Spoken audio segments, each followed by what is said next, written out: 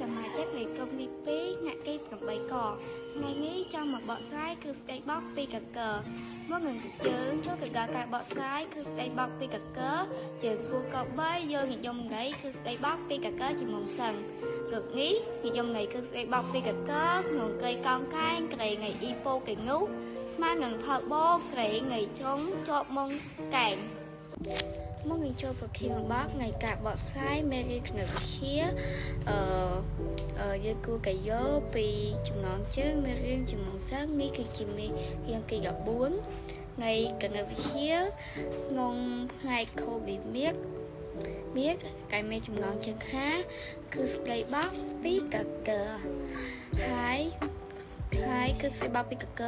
មាននៅក្នុងសភៅថ្មី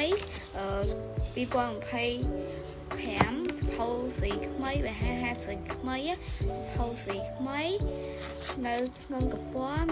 181សភៅថ្នាក់ទី8ជ្រាបសួរគ្រូនិងសួស្តីសិស្សសានុសិស្សនៃអនុវិទ្យាល័យសំពៅលូនទាំងអស់គ្នានេះខ្ញុំឈ្មោះរឿងអរិយាជាតំណាងឲ្យក្រុមថ្ងៃអង្គារចង់ឡើងមកបកស្រាយនៅទ្រឹស្ដីបកពីតកហើយយើងទៅលេខទៅមើលការ៉េធំនេះហើយយើងនិយាយពីការ៉េធំនេះសិននិយាយរួមវាសិន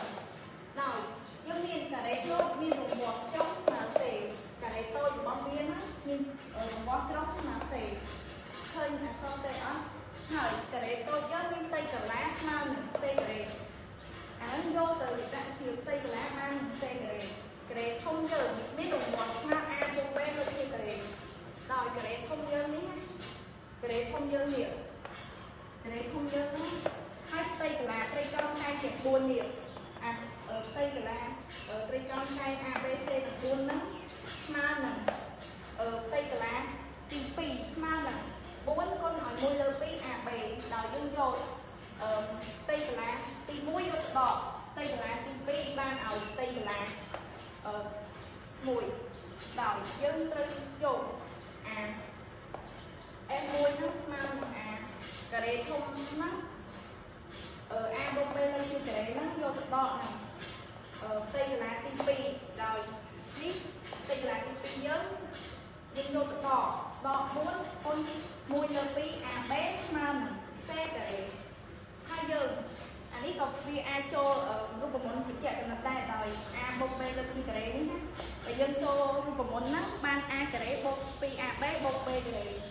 ហើយយើងយកទៅដកហ្នឹង4គុណ1លើ2 AB ស្មើ C ការ៉េនេះហើយយើងចាប់ដើមទម្លាក់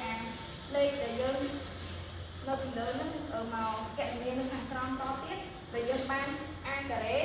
បូក 2AB បូក B ការ៉េដក 2AB ស្មើ C ការ៉េដល់យើងឃើញអត់អានេះចំនួនផ្ទុយគ្នាយើងសម្រួលវាមកបាន A ការ៉េបូក B ការ៉េស្មើ C ការ៉េជាចុងបញ្ចប់ខ្ញុំសូមអរគុណលោកគ្រូនិងសិស្សសានុសិស្សនៃអនុវិទ្យាល័យទាំងអស់គ្នា